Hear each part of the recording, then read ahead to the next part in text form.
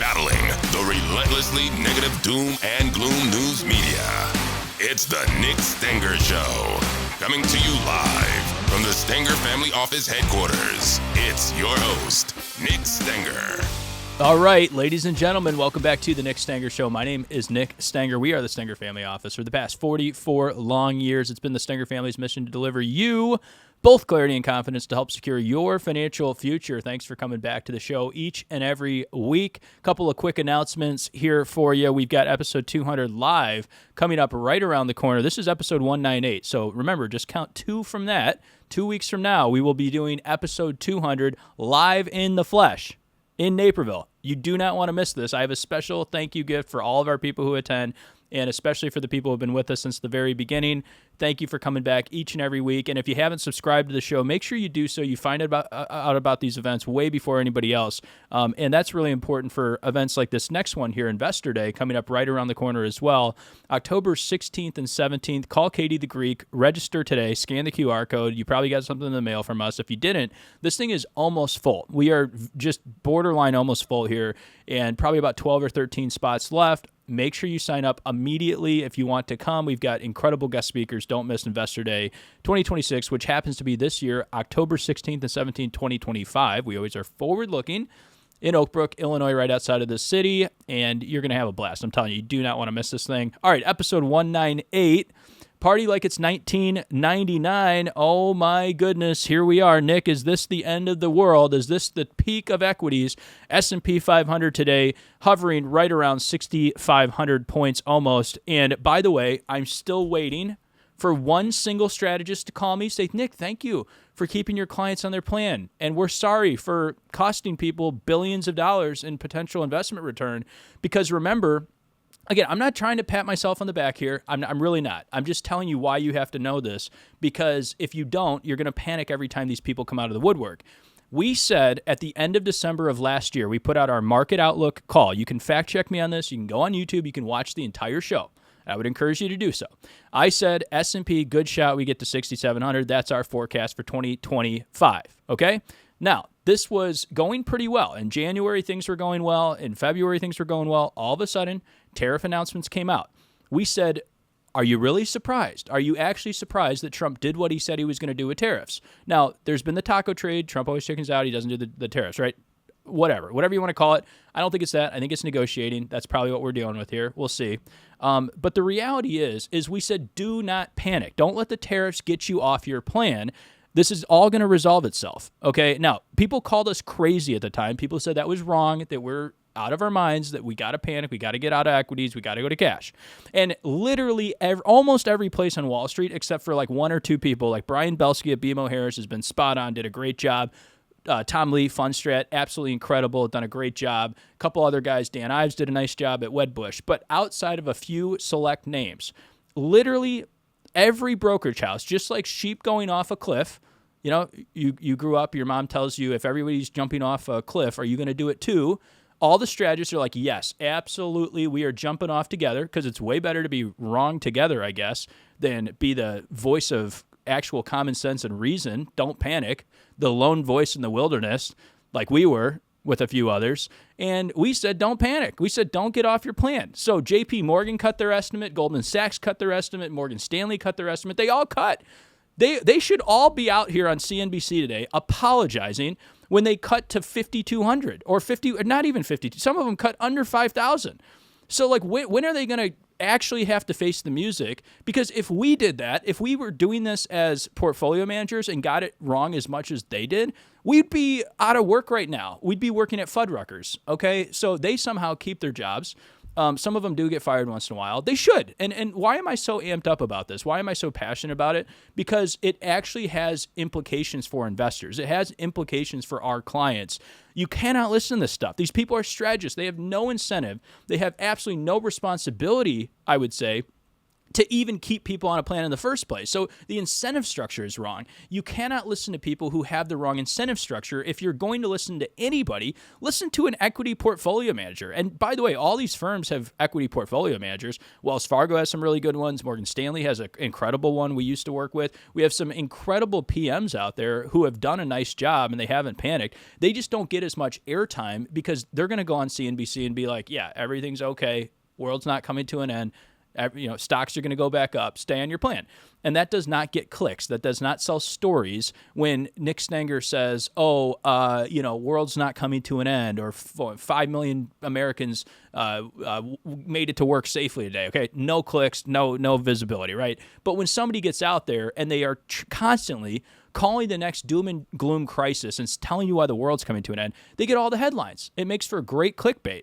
So just be careful who you're watching. Now, they cut to 5,000. They cut to 5,200. Then the tariffs, of course, like we told you, tomorrow's news today, didn't stick. They all went away, okay, basically. And now the S&P's back to 6,500. What are they telling you? Like, oh, yeah, now's the time to buy at the brand new record all-time high. It's insane. These people should be held accountable for this. So I'm going to do it on the show. I'm going to come back here on YouTube. I'm going to hold them accountable because it's absolutely It's insane. It's absolutely insane. So this is the point I'm trying to make.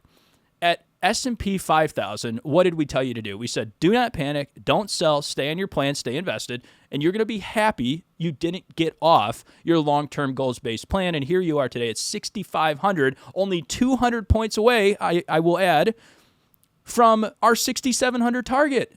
So 6,700 isn't all that hard to achieve now, just a few percentage points away. It looked really hard when the S&P was sub 5,000 in April. April 7th was basically the bottom of the market. And now we've recovered all those losses and we're back to record all-time highs. And I think we're going to hit a new all-time high. In fact, the most bearish guy, now this might scare some of us because of how bearish he's been, but the most bearish guy at Morgan Stanley said that we're in a brand new bull market now. Like, are you kidding me? So you told people to panic at 5,000, and now you're telling people that we're in a brand new bull market. Like, okay, all right. So, but I actually agree with them. And so this part of the year can be seasonally weaker than some parts of the year. So you could see a correction. You could see 3, 4, 5% pullback. Don't be surprised by that. Don't be alarmed. Don't worry. I'm telling you the same thing I told you in April. Don't be alarmed. Let not your heart be troubled. It's going to be okay. But after that, we are in a long-term structural bull market. I've been telling you this for years, okay? And the structural bull market has been basically influenced by three major factors. One is the baby boomers, one is the millennials, and another one is the growth of the emerging markets where we sell all these products into. And those three, that trifecta, is going to power the economy forward and the market forward for years to come. Now, some people are saying, Nick, isn't this 1999? We are in a bubble. There's no way the market can keep going up. And that's because they simply don't understand the math of the stock market. The math of the stock market is very simple. It's earnings times price. How much does a company make in profit?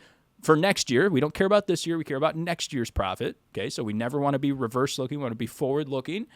And then what do you multiply that profit by? What's that profit worth in the future? Now, if you're a high-flying tech stock, you're a growth company, you could get a better multiple than a zombie or a legacy company where you're not growing that much. You're growing at the rate of inflation. But all that to say, the market's a collection of companies. The S&P 500 is 500 different names. Some of them will be up. Some of them will be down. Some of them will get massive valuations that are unreasonable. Some will get massively low valuations that are also unreasonable, and that will all equal out. Now, if we look at profits on the S&P for 2027, they are coming in now at $340.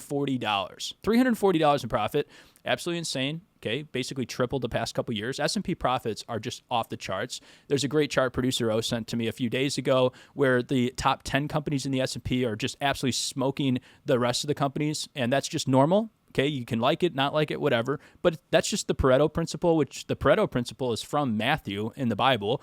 Those who have will get more, and those who have nothing will have everything taken away from them. You don't have to like this. I don't necessarily love it either, but that's reality. That's human nature. That's just what happens. And so the Pareto Principle also exists in the stock market, which is why we've only bought the top 50, 60 names for most of our clients outside of our ETF portfolios where we've gone a little bit broader.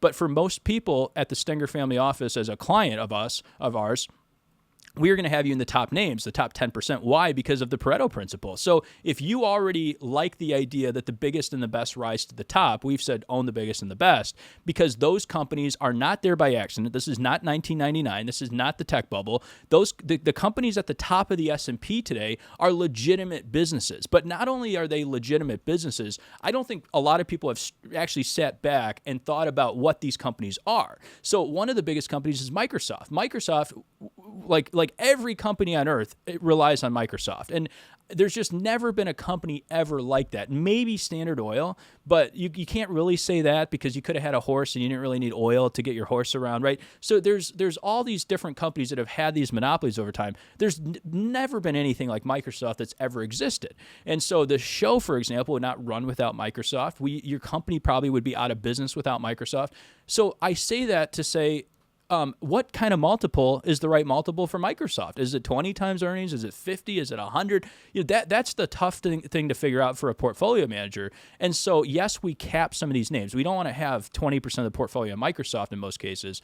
But the reality is Microsoft deserves the valuation it has because there's just nothing else like it. Like for somebody to replicate this, there's incredible barriers to entry. It doesn't happen overnight. And so you could say maybe the same thing about NVIDIA in a way. NVIDIA deserves the valuation, in my opinion, that it has. It's not to say it couldn't have a correction. NVIDIA's had 3 or 4 50% pullbacks the past few years, and hopefully you never panicked or sold at any of those times. But NVIDIA is also a very valuable company. Google obviously is a massively valuable company. The government wouldn't be going after them and trying to do a DOJ investigation if it wasn't. They say YouTube alone is worth maybe a couple $100 billion just on it by itself. This is an interesting piece of news this week. A very small company, offered to buy Chrome from Google for about $35 billion. So just the Chrome browser is minimum worth $35 billion. Some people think it's worth much more than that. So all that to say, these companies are insane monopolies. They're insane structural things that, unless there's a massive wave in the government to try and break these things up, which J.D. Vance, we told you this during the election time, J.D. Vance is not like these tech companies. He hates them, wants to break them up, and he's been very vocal about that. But the DOJ really just hasn't gone along with this. So you're going to probably not see much of a shakeup there for a long time. You'd have to have bipartisan support. Probably not going to happen. Now, there's other companies out there that have these structural advantages too, but nothing quite like the Mag 7, nothing quite like the top 10 names in the S&P. And there's also been this massive difference between the best name in each category and the rest. Again, this is Pareto Principle 101, 80-20 rule, whatever you want to call it. Look at JP Morgan. JP Morgan, say whatever you will. Maybe you like Jamie Dimon, maybe you don't. I respect Jamie Dimon like crazy. I think he's done a great job running JP Morgan. He's been so conservative. He's done a great job running that balance sheet. They've coined the term fortress balance sheet over the years. And you cannot argue with their success. There was no guarantee that JP Morgan was going to be successful in the 90s and the early 2000s when they merged with Bank One and everything else. So what they've done is piece by piece, brick by brick, every single year after year, they have put together a very, very good company. And so when crises happen, when bad things occur, especially when it comes to banking, First Republic, which they bought out, which was a troubled bank during 2021, they were able to scoop these things up at basically zero in value, right? They were able to get massive discounts on these companies. And so now JP Morgan, you look out, not to say they couldn't have a correction, not to say they can't step on a giant rake like any of these companies can, but you cannot argue with where they're at. And so that's my whole point, is each one of these stories within the portfolio, for the most part, is a structural story, and it aligns with the structural bull market, which is those three factors: baby boomers, millennials, and emerging markets. So all that to say, we're going to have $340 in profit. Most analysts say in 2027. I bet it's higher than that by the time we get there. That's still a far ways out. But by 2026, we're trading the S&P about 20 to 22 times that 340 number. And that's why I keep telling you, S&P is headed to 7,000. Then it's going to hit 8,000. So I don't know the exact timing. We've got the crystal ball here in the studio, and I could look at it and maybe tell. No. That's not how it works. We can't tell you the exact day that the market's going to hit 7,000. But what I can tell you is if you stay in equities, you're going to eventually see that. And so stay bullish, stay on your plan. This is not 1999. This is not the tech bubble. This is not where the S&P was trading at 50 times forward earnings. The S&P is trading about 22 times forward earnings. And so at some point, will the S&P get overvalued? Yes, that can happen. Bubbles can form. But at the same time, we've got pretty moderate interest rates here, and the Fed has been a little bit tighter. I think they're a little over where they should be. Not a lot, but they are a little bit over where they should be. And so stocks are not radically overvalued when you look at the broad indices because, again, the stock market is made up of different companies, not just NVIDIA, not just Apple, not just Microsoft. There's all these different companies, and you've got banks trading for 10 or 12 or 15 times earnings. You've got energy companies trading 13, 14, 15 times earnings. You've got some other companies trading for 10 times earnings. And so when you add all this up, I'm telling you, I just don't see a bubble like we had in 1999. So after every correction, after every time the media comes out of the woodwork and tells you to panic and, oh, this is the next bubble, this is the next melt up, just be careful before you take the bait. It's literally just a math equation. It's simply a math equation, earnings times price. So if the PE ratio starts getting into the 30s, the 40s, the 50s, that's when you could start getting a little bit more nervous. We are nowhere close to that today. So I think we've got a lot of baseball left. I think we got a lot of room to run. And I think ultimately you are going to see 6,700 on the S&P, not without a correction, not without a pullback, but you're going to see that. Then you're going to see 7,000. Then you're going to see all these other numbers that are coming. Remember, the Dow in the 1980s hovered basically between 800 and 1,000 points for years. The Dow could not get past 1,000 points for almost a decade. And now today, I just pulled it up while we're doing the show, the Dow is almost at 45,000 points. And I'm telling you, if you went back to the 80s and you told people back then the Dow's going to eventually get to 45,000 points, they would have laughed you out of the room. They would have wanted to lock you up and put you in an institution if you said that. Well, that's the reality. That's what's happened. We've gone from 1,000 to 45,000 almost, and that's exactly what you're going to see with the S&P.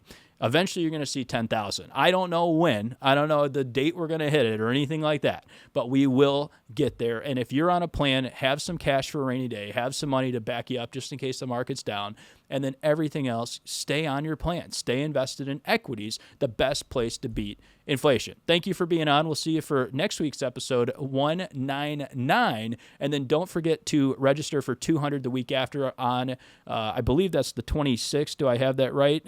The 26th, a Tuesday night at Francesca's downtown Naperville. Going to have some great Italian food and drinks. You can't miss it. And then don't forget to register for Investor Day in October. And before you go, subscribe, like the show, share it with your friends and family. Thank you so much if you've done that already. We'll see you next time.